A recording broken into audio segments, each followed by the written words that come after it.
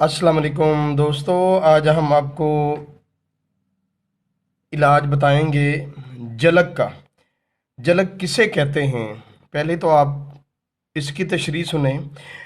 जलक खिलाफ फितरत तरीक़ों से जौहर हयात को ज़ाया करने का नाम जलक है।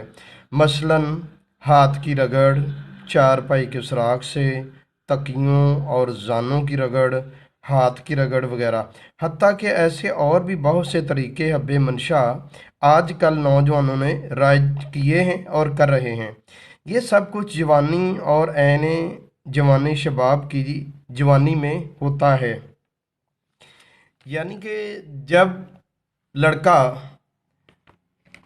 जवानी के अयाम में पहुंचता है तो उसके अंदर एक वलवला, एक जोश होता है। और अगर वो उस वलवले और उस जोश को अपने अंदर संभाल ले, यानी कि बर्दाश्त कर ले,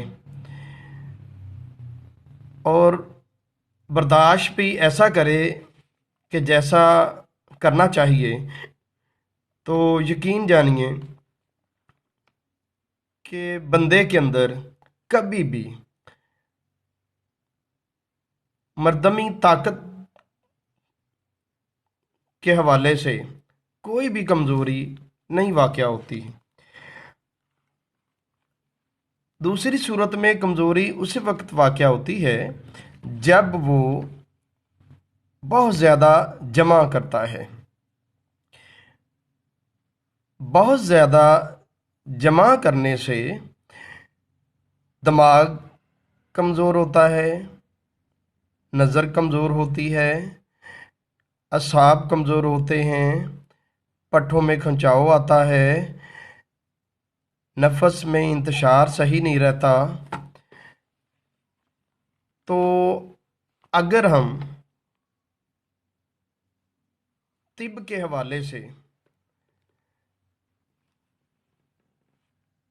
हम बिस्तरी करें तो वो उसका तरीक़ाकार है महीने में 4 दफ़ा, हफ्ते में 1 दफ़ा। लेकिन अगर हम बहुत ज़्यादा अगर करते हैं तो ज़ाहिर बात है फिर हमें कमज़ोरी होगी। और कमज़ोरी के साथ साथ जो दूसरा सबसे बड़ा परेशान कुन मरहला होता है वो ये होता है कि बंदे को सांस चढ़ता है, तबीयत में चिड़चिड़ापन आ जाता है और काम को मन नहीं करता, ज़्यादा सोने को वो तरजीह देता है। और अगर हम बिस्तरी के तरीक़ाकार को मलहूज़े खातर रखें तो कभी भी हमें कमज़ोरी नहीं होगी। ये जो आप स्क्रीन में चीज़ें देख रहे हैं, जो जलक, अगलाम, मश्त जैसी हरकतों में मुलव्वस होते हैं, उसके बाद शादी होती है तो शादी के थोड़े ही अयाम के बाद उसको कमज़ोरी लाक हो जाती है। ये अगलाम जो होता है ये मर्द मर्द के साथ बहुत बुरा फेल है, बहुत घटिया फेल है। ये जलक भी बहुत घटिया फेल है। तो इन चीज़ों से दूर रहना चाहिए। लेकिन अगर वो इन मरहलों से गुज़र चुका है, नादानी में, नासमझी में, तो अब उसका शादी का दौरानिया हुआ तो शादी के चंद ही अयाम के बाद उसको कमज़ोरी लाक हो जाती है। तो ये उसके लिए बड़ा बेहतरीन आसान सा हम आपको इलाज बताएंगे। आप इसको इस्तेमाल कीजिए। चंद दिनों के अंदर आपको बहुत ज़्यादा इसमें ताकत नज़र आएगी।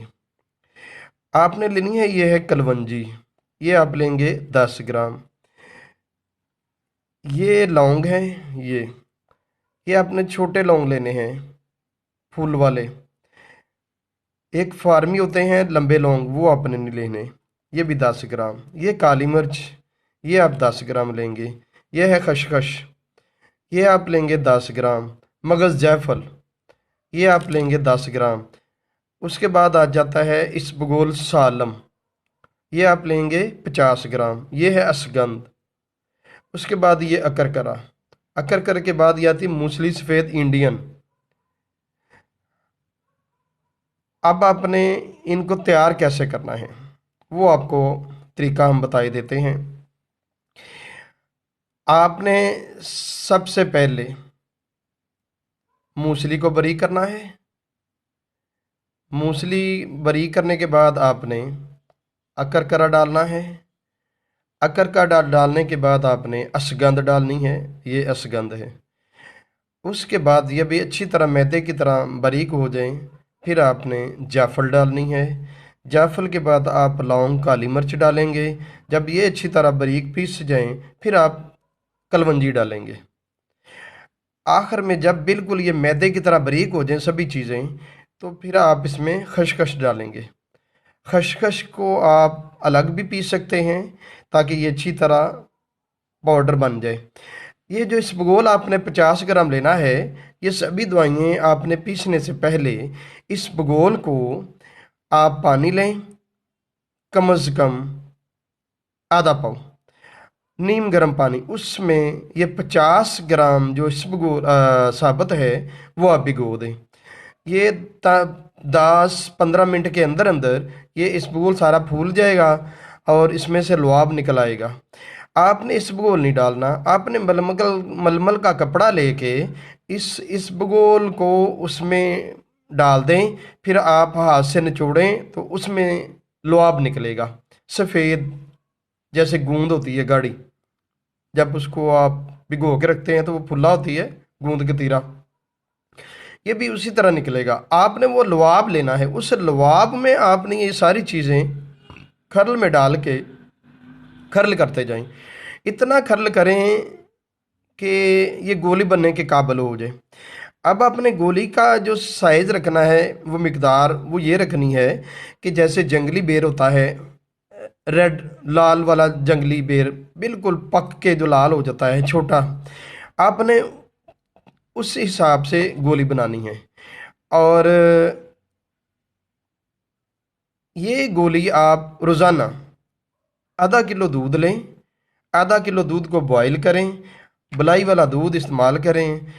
अल्लाह के फजलो करम से चंद दिन के इस्तेमाल से आपके अंदर आपको बेपनाह कुव्वत नज़र आएगी।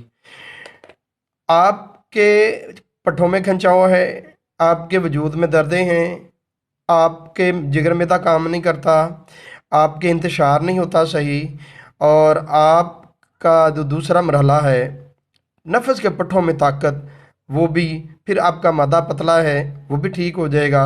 और हत्ता कि अगर खुदा ना खास्ता आपके मादा मुगल्लज़ में जरासीम नहीं है, औलाद के काबिल नहीं है, तो वो भी इसके इस्तेमाल से आप ठीक हो जाएंगे।